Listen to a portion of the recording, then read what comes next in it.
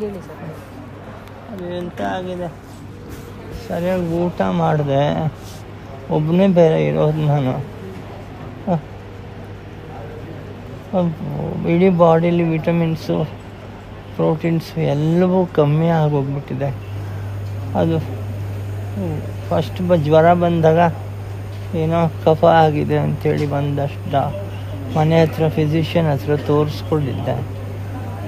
ಆಮೇಲೆ ಎಲ್ಲೂ ಸರಿ ಹೋಗಲಿಲ್ಲ. ಅಕ್ಟೋಬರ್ನಲ್ಲೇ ಶುರುವಾಗಿದೆ ಅದು. ಆವಾಗ ನಡೀತಿತ್ತು, ಸೀರಿಯಲ್ಗೆ ಹೋಗಿ ಬರ್ತಿದ್ದೆ ನಾನು. ವಧು ಮಾಡ್ತಾ ಇದ್ದೆ ಕಲರ್ಸ್ ಕರ್ನಲ್ಲಿ. ಉದಯನಲ್ಲಿ ಸಿಂಧು ಭೈರವಿ ಶುರು ಆಗಬೇಕಾಗಿತ್ತು. ಎಲ್ಲ ಶೂಟೆಲ್ಲ ಮುಗಿತಾ ಇತ್ತದು. ಅವಾಗೂ ಕಾಲೆಲ್ಲ ಊತಾ ಇದೆ. ಕೆಲಸ ಬೇಕಲ್ಲ ಮ್ಯಾಮ್, ಸರಿ ಹೋಗುತ್ತೆ ಅಂಥೇಳಿ ನವಂಬರಲ್ಲಿ ಡಾಕ್ಟ್ರ್ ಹತ್ರ ತೋರಿಸ್ಕೊಂಡೇ ಇದ್ದೆ. ಆಮೇಲೆ ಸುಸ್ತಾಗೋಕ್ಕೆ ಶುರು ಆಯಿತು. ಓಡಾಟ ಒಬ್ಬನೇ ಓಡಾಡೋದಲ್ವ, 3 ಅಂತಸ್ತು ಹತ್ತಬೇಕು, ಇಳಿಬೇಕು, ಯಾರೂ ಇಲ್ಲ ಜೊತೇಲಿ. ಯಾರಾದರೂ ಒಬ್ಬರು ಕೇರ್ ಮಾಡೋರು ಇದ್ದಿದ್ರೆ ನಾನು ಈ ಸ್ಥಿತಿಗೆ ಬರ್ತಿರ್ಲಿಲ್ಲ ಮ್ಯಾಮ್. ಆಮೇಲೆ 3 ಅಂತಸ್ತು ಒಬ್ಬನೇ ಹೋಗ್ಬೇಕು, ಹೇಳ್ಕೊಂಡು ಹಾಸ್ಪಿಟ್ಲಿಗೆ ಒಬ್ಬನೇ ಹೇಳ್ಕೊಂಡು ಮನೆಗೆ ಬರಬೇಕು. ಏನು ಮಾಡ್ಕೊಂಡು ತಿಂತೀರ ಮನೆಯಲ್ಲಿ? ನಂಗೆ ಗೊತ್ತಿಲ್ಲ ಏನಾಗ್ತಿದೆ ಅಂತ ಹೇಳಿ. ಆಮೇಲೆ ನನ್ನ ಫ್ರೆಂಡ್ ಒಬ್ಬರು ಆಯುರ್ವೇದಿಕ್ ತೋರಿಸ್ತೀನಿ ಅಂತ ಹೇಳಿ ಅಲ್ಲಿ ಕರ್ಕೊಂಡು ಹೋದರು. ಆ ಆಯುರ್ವೇದಿಕ್ ಕೊಟ್ಬಿಟ್ಟು ಅವ್ನು 20 ದಿವಸ ಪಥ್ಯ ಮಾಡಿಸ್ಬಿಟ್ಟ. ಪಥ್ಯ ಮಾಡಿಸಿ ಮೊದಲೇ ಎಂಥದ್ದು ಇರಲಿಲ್ಲ ಬಾಡಿನಲ್ಲಿ. ಆ 20 ದಿವಸ ಪಥ್ಯದಿಂದ ಎತ್ತಾಗ್ಬಿಡ್ತು ಮ್ಯಾಮ್. ಇಡೀ ಬಾಡಿ ಎಲ್ಲ ಊದ್ಕೊಂಡು, ಪ್ರೈವೇಟ್ ಪಾರ್ಟ್ಗಳೆಲ್ಲ ಊದ್ಕೊಂಡು ಅದರಲ್ಲೇ ಓಡಾಡಿದೆ. ಅದಾದಮೇಲೆ ಯಾವುದೋ ರಾಜೀವ್ ಗಾಂಧಿ ಹೃದಯ ಎದೆರೋಗಿಗಳ ಬೈರ್ಸಂದ್ರ ಹತ್ರ ಇದೆಯಲ್ಲ, ಅಲ್ಲಿ ತೋರಿಸಿ ಅಂತ ಹೇಳಿದ್ರು. ಅಲ್ಲಿ ಹೋಗಿ ತೋರಿಸಿದೆ, ಒಬ್ಬನೇ ಹೋಗಿ. ಎಲ್ಲರೂ ಇದ್ದು ಯಾರು ಇಲ್ದಂಗೆ ಬದುಕ್ಬಿಟ್ಟೆ ಮೇಡಮ್. ನೀವು ನಮ್ಮಮ್ಮ 25 ವರ್ಷ ಆದಮೇಲೆ ಹಿಂಗಾಗಿದೆ ಅಲ್ಲ ಅಂಥೇಳಿ ಅಕ್ಕನ ಮೂಲಕ ತಿಳ್ಕೊಂಡು ಬಂದು ಇವಾಗ ಜೊತೆಗಿದ್ದಾರೆ. ಅವ್ರ ಕಷ್ಟ ಪಾಪ. ಒಬ್ಬರೇ ಹೋಗಿ ಮಾತ್ರೆ ತೊಗೊಂಡು ಬರ್ತಾರೆ. ಮದುವೆ ಆಗಿತ್ತು, ತುಂಬ ಇಷ್ಟಪಟ್ಟು ಮದುವೆ ಆದೆ ನಾನು. 5 ವರ್ಷದ ಮಗ ಇದ್ದ. ಏನೋ ಇಲ್ಲ, ನನ್ನ ಜೊತೆ ನನ್ನ ಕೇರ್ ಮಾಡಬೇಕು ಅಂತ ಮದುವೆ ಹಾಕ್ಕೊಂಡೆ. ಅವ್ರದ್ದೇ ಆಗೋಯ್ತು, ಇಂಡಿಪೆಂಡೆಂಟಾಗಿ ಬದುಕಬೇಕು ಅಂತ ಹೇಳಿ. ಏನಕ್ಕೂ ನಾನು ಗೊತ್ತಿಲ್ಲ, ನಾನು ಎಂಥ ಅಭ್ಯಾಸಗಳಿಲ್ಲ ನನಗೆ. ಇವಾಗ ಟ್ರೀಟ್ಮೆಂಟ್ ನಡೀತಿದೆ. ಅದು ವಿಟಮಿನ್ನು ಪ್ರೋಟೀನು ಎಲ್ಲವೂ ಕಮ್ಮಿ ಆಗಿರೋದ್ರಿಂದ ಅದಕ್ಕೆಲ್ಲ ಎನರ್ಜಿ ಕೊಡೋದಕ್ಕೆ ಪ್ರತಿದಿನ ಡಿಪ್ಸು ಮಾತ್ರೆ. ಆಗಿದೆ ಒಂದು 3 ಲಕ್ಷ. ಇಲ್ಲ, ಬಿಲ್ ಬರ್ತಿರುತ್ತೆ, ಕೊನೆಯಲ್ಲಿ ಗೊತ್ತಾಗುತ್ತೆ. ಅಂದರೆ ಇನ್ನೂ 15-20 ದಿವಸ ಇರಬೇಕು ಅಂತ ಹೇಳಿದ್ದಾರೆ. ನಾನು ಅಟ್ಲೀಸ್ಟ್ ಸ್ವಲ್ಪ ವಾಕ್ ಮಾಡೋ ಥರ ಆದರೆ ಅಲ್ಲಿ ಹೆಂಗಾದರೂ ಯಾರ ಮನೇಲಾದರೂ ಇದ್ದು ಅವ್ರು ಅಡುಗೆ ಮಾಡಿ ಊಟ ಮಾಡಿ ಕೊಟ್ಟರೆ ಅವ್ರಿಗೊಂದಷ್ಟು ದುಡ್ಡು ಕೊಟ್ಕೊಂಡು ಅಲ್ಲಿ ಇರೋಣ ಅಂತ. ಒಬ್ಬರಿಗಂತೂ ಇರೋಕ್ಕಾಗಲ್ಲ ಈಗ.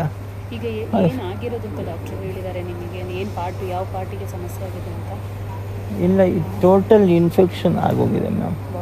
ಅಲ್ಸರ್ ಆಗಿ ಇನ್ಫೆಕ್ಷನ್ ಆಗಿ ಒಂದು ಟ್ರೀಟ್ಮೆಂಟ್ ಕೊಟ್ಟರೆ ಇನ್ನೊಂದಕ್ಕೆ ಆಗಲ್ಲ, ಮೋಷನ್ ಆಗಲ್ಲ. ಮೋಷನ್ ತುಂಬ ಬ್ಲಡ್ಡು ಹೋಗ್ತಾ ಇದೆ. ಎಲ್ಲಾದರೂ ಕೊಡ್ತಾ ಇದ್ದಾರೆ ಟ್ರೀಟ್ಮೆಂಟ್. ಇವಾಗ ಕಾಲು ಈ ಥರ ಆಗೋಗಿದೆ, ನಡೆಯೋಕ್ಕಾಗಲ್ಲ, ತುಂಬ ಕಷ್ಟ ನನಗೆ. ಅದು ಇವತ್ತು ಆಯಿಲ್ ಕೊಟ್ಟಿದ್ದಾರೆ, ಅದೆಲ್ಲ ಹಾಕ್ಕೊಂಡು ಸ್ವಲ್ಪ ಮಸಾಜ್ ಮಾಡ್ಕೊಳ್ಳಿ ಅಂತ. ಇಲ್ಲ, ಆಯ್ತು, ಇಲ್ಲಿ 20 ದಿವಸ ಆಯಿತು ಅಂತ. 20 ಇಲ್ಲ, 10 ದಿನ ಆಯಿತು ಅನಿಸುತ್ತೆ. ಅಂದರೆ ಇಲ್ಲಿ ಊಟ ಕೊಡ್ತಾರೆ ಮ್ಯಾಮ್. ಈಗ ಅಮ್ಮ ದೂರ ಅಲ್ಲ ಇರೋದು, ಅವ್ರಿಗೇನು ಮಾಡ್ಕೊಂಬರೋಕ್ಕಾಗಲ್ಲ. ದೇವರು ಊಟ ಇರೋ ಕಡೆ ಕಳಿಸಿದ್ನಲ್ಲ. ವಿಕ್ಟೋರಿಯಲ್ಲಿ ಏನೂ ಮಾಡಲಿಲ್ಲ, ಬರೀ 15 ದಿವಸ ಇಟ್ಟಿದ್ರು. ಎಂಥ ಟ್ರೀಟ್ಮೆಂಟ್ ಕೊಡಲಿಲ್ಲ. ಅಲ್ಲಿ ಬರೀ ಸ್ಟೂಡೆಂಟ್ಸ್ಗಳನ್ನೆಲ್ಲ ಕೊಂಡು ಬರೀ ಇನ್ವೆಸ್ಟಿಗೇಷನ್ ಮಾಡಿದ್ರು. ಅಲ್ಲಿಂದ ಮನೆಗೆ ಬಂದೆ. ಮನೆಗೆ ಅಮ್ಮ ಗಂಜಿ ಜ್ಯೂಸ್ ಮಾಡಿಕೊಟ್ರು. ಅದು ಬೇಡ ಆಗಿತ್ತು, ದೇಹಕ್ಕೆ ಔಷಧಿ ಬೇಕಾಗಿತ್ತು. ಆಮೇಲೆ ಅಲ್ಲಿಂದ ಅದು ಯಾವುದೋ ಕೇರಿಂಗ್ ಸೆಂಟ್ರಿಗೆ, ಹೆಣ್ಣೂರು ಹತ್ರ ಯಾವುದೋ ಕೇರಿಂಗ್ ಸೆಂಟ್ರಿಗೆ ಹಾಕಿಬಿಟ್ರು. ಅಲ್ಲಾದರೂ ಚೆನ್ನಾಗಿ ಊಟ ಗೀಟ ಒಳ್ಳೆ ಫುಡ್ ಬೇಕಲ್ವ ಮ್ಯಾಮ್. ಅಲ್ಲಿ ಹೋದರೆ 2 ದಿವಸ ಊಟ ಹಾಕಿತ್ತು. ಏನೂ ಮಾಡಲಿಲ್ಲ, ಯಾರೂ ಬಂದಿಲ್ಲ ಕೇಳೋಕ್ಕೆ. ಒಂದು ಮಾಸ ಪಟ್ಟು ಅಲ್ಲೇ ಅವ್ರಿಗೆ ಬೇಡ್ಕೊಂಡು ಅವ್ರಿಗೆ ನರ್ಸಮ್ಮಂಗೆ ಹೇಳಿಬಿಟ್ಟು ಜಾಸ್ತಿ ಆಗ್ತಾಯಿದೆ, ನನಗೆ ಯಾವುದಾದ್ರೂ ಹಾಸ್ಪಿಟಲ್ ಸಜೆಸ್ಟ್ ಮಾಡಿ, ನನ್ನ ಫ್ರೆಂಡ್ಸ್ ಎಲ್ಲ ನನಗೆ ಹೆಲ್ಪ್ ಮಾಡ್ತಾರೆ ಪ್ಲೀಸ್ ಅಂತ ಹೇಳಿ ಅವರು ಇಲ್ಲಿ ಸಜೆಸ್ಟ್ ಮಾಡಿ ಡಾಕ್ಟ್ರು ಬಂದು ಇಲ್ಲಿ ಬಿಟ್ಟು, ಇಲ್ಲಿ ಜನರಲ್ ವಾರ್ಡಲ್ಲಿ ಸಿಗಲಿಲ್ಲ, ಕಮ್ಮಿ ಅಂತ ಹೇಳಿ 2,500-3 ಸಾವಿರ ರೂಪಾಯಿ ಬರೀ ಬೆಡ್ ಚಾರ್ಜ್ ಮಾತ್ರ ಇರುತ್ತೆ. ಆಮೇಲೆ ಅಲ್ಲಿ ಸ್ಪೆಷಲ್ಲೇ ಕೊಡಿಸ್ಬಿಡಿ ಪ್ಲೀಸ್, ನನಗೆ ಆಗಲ್ಲ, ನಾನು ಹೆಂಗಾದರೂ ಅಡ್ಜಸ್ಟ್ ಮಾಡ್ಕೊತೀನಿ ಅಂತೇಳಿ ಅಲ್ಲಿ ಸ್ಪೆಷಲ್ ವಾರ್ಡಲ್ಲಿ ಒಂದು 5 ದಿವಸ ಇದ್ದೆ. ಅಲ್ಲಿ 6,000 ರೂಪಾಯಿ ಒಂದು ದಿನಕ್ಕೆ, ಜೊತೆಗೆ ಬೇರೆ ಬೇರೆ ಖರ್ಚುಗಳೆಲ್ಲ ಸೇರಿ ಬಿಗಿನಿಂಗಲ್ಲಿ ಒಂದು 4-5 ಬಾಟ್ಲು ಇಂಜೆಕ್ಷನ್ ಕೊಟ್ಟರು, ಒಂದಕ್ಕೆ 13,500 ರೂಪಾಯಿ. ಉಳಿತಾಯ ಎಲ್ಲ ಹೋಗ್ಬಿಡ್ತಲ್ಲ, ಯಾರನ್ನ ಕೇಳೋದು ಅಂತೇಳಿ ಒಂದು ಮೆಸೇಜ್ ಹಾಕಿದ್ದೆ ನನ್ನ ಫ್ರೆಂಡ್ಗೆ. ಅದು ಇನ್ನೊಬ್ರಿಗೆ ಹೋಗಿ ನಿಮ್ಮ ಕೈಲಾದರೂ ಸ್ವಲ್ಪ ಸಹಾಯ ಮಾಡಿದ್ರೆ ನಾನು ಬದುಕಬೇಕು, ಮೊದಲ ಥರ ಆಗಬೇಕು. ನನಗೆ ಅರ್ಧ ಪ್ರಾಣ ಹೋಗ್ಬಿಟ್ಟೆ, ತೆಗೆದುಬಿಟ್ಟಿದ್ದಾರೆ ಅಂತ ಹೇಳಿ ಅದಾದಮೇಲೆ ಇಷ್ಟು ಬೆಳವಣಿಗೆ ಆಗಿದೆ. ಇವಾಗ ಇನ್ನೂ ಅಂದರೆ ಮಾತಾಡ್ತಿದ್ದೀನಿ ಇವಾಗ, ಸುಮ್ಮನೆ ಹಿಂಗೆ ಇರ್ತಿದ್ದೆ ನಾನು. ಉಸಿರು ಪ್ರಾಬ್ಲಮ್ ಆಗಿತ್ತು, ಲಂಗ್ಸಲ್ಲಿ ನೀರು, ಯಾವ ಅಭ್ಯಾಸನೂ ಇಲ್ಲಮ್ಮ. ಅದು ಹೆಂಗೆ ಏನಾಯಿತು ಗೊತ್ತಿಲ್ಲ. ಮೇಯ್ನಾಗಿ ಪೌಷ್ಟಿಕಾಂಶ ಬೀಳಲಿಲ್ಲ, ತುಂಬ ಕೇರ್ಲೆಸ್ ಮಾಡಿದೆ. ಅದು ಒಟ್ಟಿಗೆ ಹೊಡೆದಾಕಿ ಈ ಸ್ಥಿತಿಗೆ ಬಂದಿದೆ. ಆಗ ಒಂದು ಕಡೆ ಕೆಲಸ ಹೋಗ್ಬಿಡ್ತಲ್ಲ ಅಂತ ಇನ್ನೂ ಒಂದು, ಅದಕ್ಕೆ ಇವಾಗ ನಾನು ವಿಲ್ ಪವರ್ ಸ್ಟ್ರಾಂಗ್ ಮಾಡಿಕೊಂಡು ಕಾನ್ಫಿಡೆನ್ಸ್ ಬೆಳೆಸ್ಕೊಂಡು ನಾನು ಮುಂದೆ ಚೆನ್ನಾಗಿ ಆಗ್ತೀರಿ ಅಂತ ಅನ್ಕೋತಾನೆ ಇದ್ದೀನಿ ಮ್ಯಾಮ್. ಅದಕ್ಕೆ ಸ್ವಲ್ಪ ರಿಕವರ್ ಆಗ್ತಾ ಇದೆ ಇವಾಗ. ಈಗ ಇಂಡಸ್ಟ್ರಿ ಅವರು ಬಂದ್ರೆ, ಯಾರಾದರೂ ನಿಮ್ಮ ಸೀರಿಯಲ್ ಸೆಟ್ಟಿಂದ ಎಲ್ಲರೂ ಬಂದ್ರೆ ಹೇಗೆ? ಬಂದು ಮಾತಾಡಿಸ್ತಾರೆ. ಒಂದು 2-3 ಜನ ಬಂದಿದ್ದರು, ಬಂದು ಮಾತಾಡಿಸ್ಕೊಂಡು ಸಿಗ್ತಾ ಇಂಡಸ್ಟ್ರಿಯಿಂದ. ಅದು ಅಸೋಸಿಯೇಷನಿಂದ ಮಾತಾಡಿದ್ದೆ. ಅದು ಬಿಗಿನಿಂಗ್ ಒಂದು 28-30 ಸಾವಿರ ರೂಪಾಯಿ ಬಂದಿತ್ತು. ಅದು ಎಲ್ಲ ಆರ್ಟಿಸ್ಟ್ಗಳು ಹಾಕಿದ್ರು, ಎಲ್ಲವೂ ಖರ್ಚಾಗೋಯ್ತಲ್ಲ. ಬರ್ತಿರುತ್ತೆ ಡೈಲಿ ಸ್ವಲ್ಪ, ಬಟ್ ಮಾತ್ರೆಗೆ ಬೇಕಾಗತ್ತಲ್ಲ. ಎಷ್ಟು ಬೇಕಾಗುತ್ತೆ ಟ್ಯಾಬ್ಲೆಟ್ಸಿಗೆಲ್ಲ? ದಿನಕ್ಕೆ ಒಂದು 12-10 ಸಾವಿರ ಆಗುತ್ತೆ ದಿನಕ್ಕೆ. ಬರೀ ಟ್ಯಾಬ್ಲೆಟ್ಸ್ಗೆ 10 ಸಾವಿರ ಆಗುತ್ತೆ. ಅದು ಬಿಟ್ಟು ಲ್ಯಾಬ್ರೇಟ್ರಿ ಚಾರ್ಜು, ನರ್ಸಿಂಗ್ ಚಾರ್ಜು, ಊಟ ಕೊಡ್ತಾರಲ್ಲ ಅದ್ರ ಚಾರ್ಜು, ಏನಾದರೂ ಸ್ಕ್ಯಾನಿಂಗ್ ಇದ್ದರೆ ಅದ್ರ ಚಾರ್ಜು, ಬೆಡ್ ಚಾರ್ಜು ಎಲ್ಲ ಸೇರಿ ಒಂದು ದಿನಕ್ಕೆ ಒಂದು 7-8 ಸಾವಿರ ರೂಪಾಯಿ ಆಗ್ಬೋದು. ಒಂದೊಂದು ಸಲ ಜಾಸ್ತಿ ಆಗುತ್ತೆ. ಇವತ್ತು ಸ್ವಲ್ಪ ಕಮ್ಮಿ ಆಗಿದೆ ಅಂದರೆ ನಿನ್ನೆ ಸ್ಕ್ಯಾನಿಂಗ್ ಆಗಿತ್ತಲ್ಲ, ಅದು ಇವತ್ತು ಕೊಟ್ಟರು. ಇದು ಇಲ್ಲಿ ಮಾಡಿದ್ದಾರೆ, ಬಯಾಪ್ಸಿ ಮಾಡಿದ್ರು. ಇಲ್ಲಿ ಕಟ್ ಮಾಡಿ ಒಳಗಡೆಯಿಂದ ಅದೇನೋ ತೆಗೆದು ಟೆಸ್ಟ್ ಕೊಟ್ಟಿದ್ದಾರೆ. ಅದೆಲ್ಲ ನಾಳೆ ರಿಪೋರ್ಟ್ ಬರುತ್ತೆ. ಅದು ಒಂದೊಂದೇ ನೋಡ್ತಾ ಇದ್ದಾರೆ. ಬಾಯೊಳಗೆಲ್ಲ ಫುಲ್ ಅದೇನೋ ಹುಣ್ಣಾಗೋಗಿದೆ. ಆ ಹುಣ್ಣು ಇಲ್ಲಿ ಸ್ಪ್ರೆಡ್ ಆಗೋಕ್ಕೆ ಶುರುವಾಗಿದೆಯಂತೆ. ಅದಕ್ಕೆ ನೆನ್ನೆ ಎಂಡೋಸ್ಕೋಪಿ ಮಾಡಿದ್ದಾರೆ. ಅಂದರೆ ಭಯಪಡ್ತಿಲ್ಲ ನಾನು, ಡಾಕ್ಟ್ರ್ ಇದ್ದಾರಲ್ಲ ನೋಡ್ಕೊಳ್ತಾರೆ ಅಂತ. ಇವಾಗ ಬೇರೆ ಆಪರೇಷನ್ಸ್ ಹೇಳಿದಾರಾ? ಆಪರೇಷನ್ ಇಲ್ಲ, ಅಂಥ ಆಪರೇಷನ್ಗಳು ಇಲ್ಲ. ಇಲ್ಲ, ಇನ್ನೂ ಟ್ರೀಟ್ಮೆಂಟ್ ತೊಗೋಬೇಕು ನೀವು ಅಂತ. ಅಂದರೆ ಯಾವ ಟೈಮಲ್ಲಿ ಯಾವ ಟ್ರೀಟ್ಮೆಂಟ್ ಹೇಳ್ತಾರೆ ಅಂತ ಗೊತ್ತಾಗಲ್ಲ. ಇವಾಗ ಅಕಸ್ಮಾತ್ ಸ್ವಲ್ಪ ಜಾಸ್ತಿ ಆದರೆ, ಇವಾಗ ಬ್ರೀದಿಂಗ್ ಪ್ರಾಬ್ಲಮ್ ಶುರು ಆಗಿದೆ. ಇದನ್ನೆಲ್ಲ ಹೋಗಿ ECG ಎಲ್ಲ ಮಾಡಿಸ್ಕೊಂಡು ಬಂದರು. ಅಕಸ್ಮಾತ್ ಏನಾದರೂ ICUಯಲ್ಲಿ ಹಾಕ್ತೀರಿ ಅಂದ್ಬಿಟ್ರೆ ನಂಗೆ ಬೇಡ ದೇವ್ರೆ, ಅದೆಲ್ಲ ಬೇಡ. ಒಂದು ದಿನಕ್ಕೆ 60,000 ರೂಪಾಯಿ ಆಗುತ್ತಂತೆ. ಬೇಡ, ಅದು ಇಲ್ಲೇ ಸರಿ ಹೋಗಲಿ ಅಂತ. ಅಂದರೆ ಸ್ವಲ್ಪ ಸೀರಿಯಸ್ ಆದರೆ ಅವರು ಹಾಕ್ಬಿಡ್ತಾರಲ್ಲಿ, ಅದಕ್ಕೆ ಬೇಡ ಅಂತ ಇದ್ದೀನಿ ಮ್ಯಾಮ್. ಈಗ ಯಾರೆಲ್ಲ ನೋಡ್ಕೋತಿದ್ದಾರೆ ನಿಮ್ಮ ಮನೆಯಲ್ಲಿ? ಅಮ್ಮ ಬಂದು ಇರ್ತಾರೆ, ಇಲ್ಲೇ ಇರ್ತಾರೆ, ಮಾತ್ರೆ ಗೀತ್ರೆ ತೊಗೊಂಡು ಬರ್ತಾರೆ, ಊಟ ಬಂದರೆ ಬಡಿಸ್ತಾರೆ, ತಿಂತೀನಿ, ಒಟ್ಟಿಗೆ ತಿಂತೀವಿ ಇಬ್ಬರು. ನಮ್ಮ ತಮ್ಮಂದಿರಿಬ್ಬರು ಇದ್ದಾರೆ, ಅವರು ಫುಟ್ಪಾತಲ್ಲಿ ಇಡ್ಲಿ ವಡೆ, ನಾನು ಫುಟ್ಪಾತಲ್ಲಿ ಇಡ್ಲಿ ವಡೆ ದೋಸೆ ವ್ಯಾಪಾರ ಮಾಡಿಕೊಂಡೆ ಆ್ಯಕ್ಟಿಂಗ್ ಎಲ್ಲ ಮಾಡ್ತಾಯಿದ್ದಿದ್ದು. ಅವನು ಅಲ್ಲಿ ಮಾಡ್ತಾನೆ. ಇನ್ನೊಬ್ಬ ತಮ್ಮ ಇದ್ದಾನೆ, ಅವ್ನು ಬೇರೆ ಕಡೆ ವರ್ಕ್ ಮಾಡ್ತಾರೆ. ಅವ್ರ ಜೊತೆ ಇವರು ಇರ್ತಾರೆ. ಅವರು ವಾರಕ್ಕೊಂದು ಸಲ ಬರ್ತಾರೆ, ವಾರಕ್ಕೊಂದು ಸಲ ರಜಾ ಇರುತ್ತಲ್ಲ, ಬೆಳಿಗ್ಗೆ ಬಂದು ಒಂದು ಸ್ವಲ್ಪ ಹೊತ್ತು ಮಾತಾಡಿಸ್ಕೊಂಡು ಏನಾದರೂ ಹಣ್ಣು ಆ ಥರದ್ದು ಏನಾದರೂ ಕೊಟ್ಟು ಹೋಗ್ತಾರೆ. ನಿಮಗೆ ಏನು ಕೇಳ್ಕೋಬೇಕು ಅಂದರೆ ಫಿನಾನ್ಷಿಯಲಿ ಯಾವ ಥರ ಸಪೋರ್ಟ್ ಬೇಕು ಅಂತ ಹೇಳ್ತಾರೆ? ಖರ್ಚಿಗೆ ಅಷ್ಟೇ ಮೇಡಮ್, ಇನ್ನೇನಿಲ್ಲ.